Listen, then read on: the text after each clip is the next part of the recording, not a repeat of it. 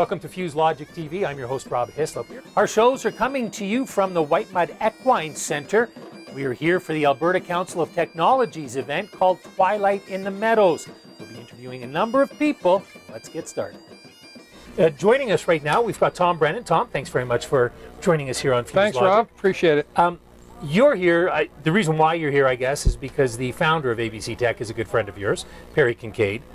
That's right? correct. Okay. And, Perry has been involved with ABCtech since its inception as its founder, and today seemed to me to be what we used to call in the Navy back in the States a hail and farewell party. Okay. When a commanding officer of a certain rank is relieved, the new officer shows up. There's a big party. It's farewell to the one who's being replaced, and welcome to the new fella. So Perry gets the farewell, and farewell because he was the president. That's of the right. organization. And yes. Stuart takes over as the head of ABCtech. So this was a wonderful party, and Perry got the accolades that he obviously deserved for the work he's done over the years. He won't go far, though. I know that. Right. He's going to stay close to him. Well. Yeah. Now, one of the prevailing themes from the people that we've had a chance to talk to is that Alberta is so focused on oil. We need to diversify. Why can't we be stronger in the tech market? And so these are the questions we're asking ourselves. You, as an American from the other side of the continent in New York, how do you see Alberta, and the people that you might connect with? How do you see Alberta? Well, because of my friendship with Perry, we grew up together on Long Island in New York. We've known each other since we were children. I've had conversations with him over the years, ever since he's been up here, so I feel as if I've gotten a feel for Alberta and the city of Edmonton that other Americans don't usually get. I told Perry a couple of years ago, based on his involvement with ABCtech and his other interests, that he was doing a very good thing here, and Edmonton and Alberta we're going to be leading the way into the future, not just for Canada, but in many ways. So I've been very encouraged by it, and I was glad to come up here this time and be able to spend some time with them at home, and come to this event. It's been a lot of fun. So I feel very good about Alberta's future. I know that they've got concerns and problems with the energy situation that they have. But in the States, we need the oil, and we will continue to need it as long as it's here, and that's going to pose both advantages and disadvantages for the province, I think.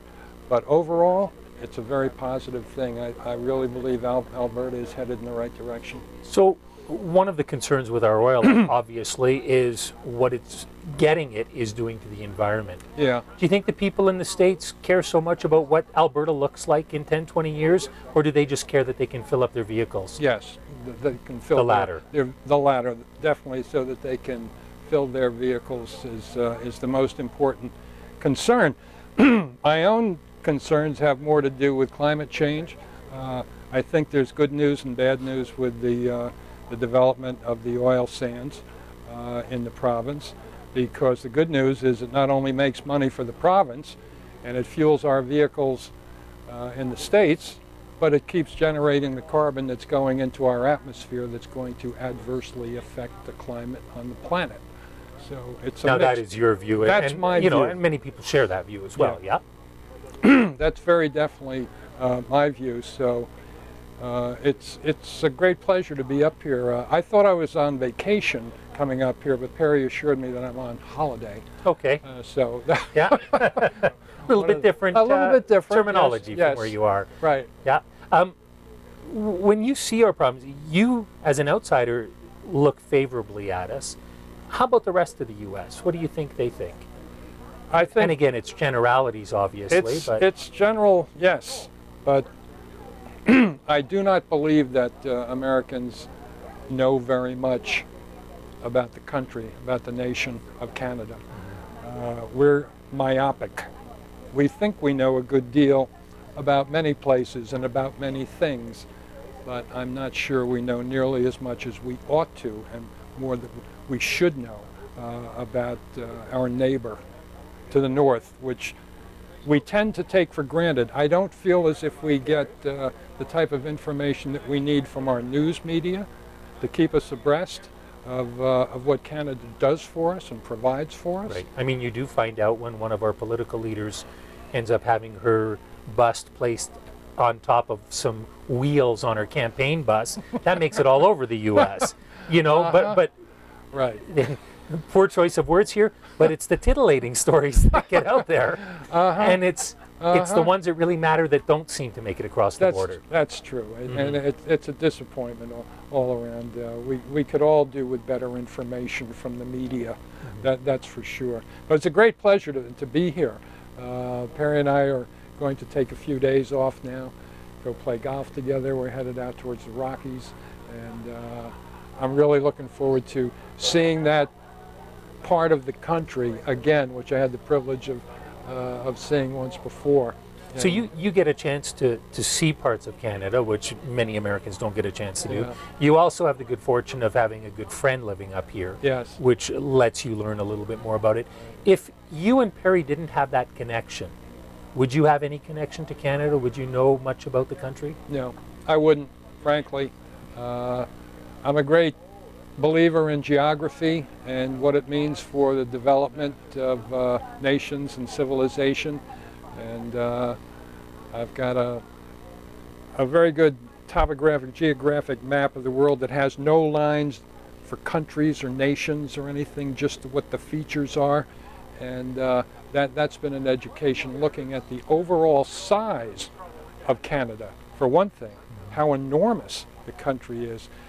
When I flew out here yesterday, I was looking out the window on the right-hand side of the plane, wondering if I could see Hudson Bay, but we were just too high, because I noticed on the map this Hudson Bay is enormous. But we don't ever get to see it. We don't know much about it. It is interesting because Canada is larger than the U.S. Huge. And yet still that we don't trickle down there outside of maybe the odd comedian and actor that we're really aware of, obviously. Yeah. And so we don't tend to go far above the border either, maybe Toronto or Ottawa, Montreal. Montreal. Sort of thing, Those are the cities that we're familiar with. But even Calgary and Edmonton in the province of Alberta, we know very little about it. Very little, yeah. Do you see that changing down the road, or do you think that Americans as a whole will just keep going, this has worked well for us for a couple of 100 years, we'll just keep going our merry way?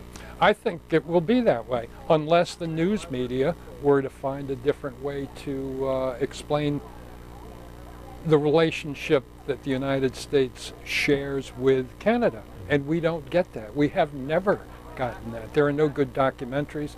I've never seen any features on the major networks or the cable stations about This is not to say that they haven't, but obviously they're not prolific enough that you would notice. Right. So I think it's likely to continue. We're not going to learn unless someone helps teach us. So do we need a stick, a strap, like they had in old school? Okay. I think we do. Yeah. And but I'm very hopeful and very confident about Alberta as being a leader in a climate change world, a population growth world. Demographics are going to change. Resource depletion is going to occur. I believe climate change is already underway and is only going to accelerate. And as this happens, the opportunities for real growth and development, I think, are going to be north. And that would include the countries around the perimeter of the Arctic Ocean. Which, of course, is Canada. Canada, many Russia, others, but Denmark, Sweden, Norway, United States with Alaska. And this is where the growth is going to occur during this century, while a good portion of the world is, I believe, likely to suffer. Well, it's interesting because that is an area of the world as well that hasn't had all its resources tapped. And that's likely what a lot of people are trying to do now, is figure out how to get at it. Tom, thanks very much for joining us today. That is one of the perks of getting a chance to come to an ABCtech event, is that you meet people from all walks of life and you can learn all sorts of things. Great, Rob, thanks so much for having me. I appreciate it. Thank you. You're watching Fuse Logic TV.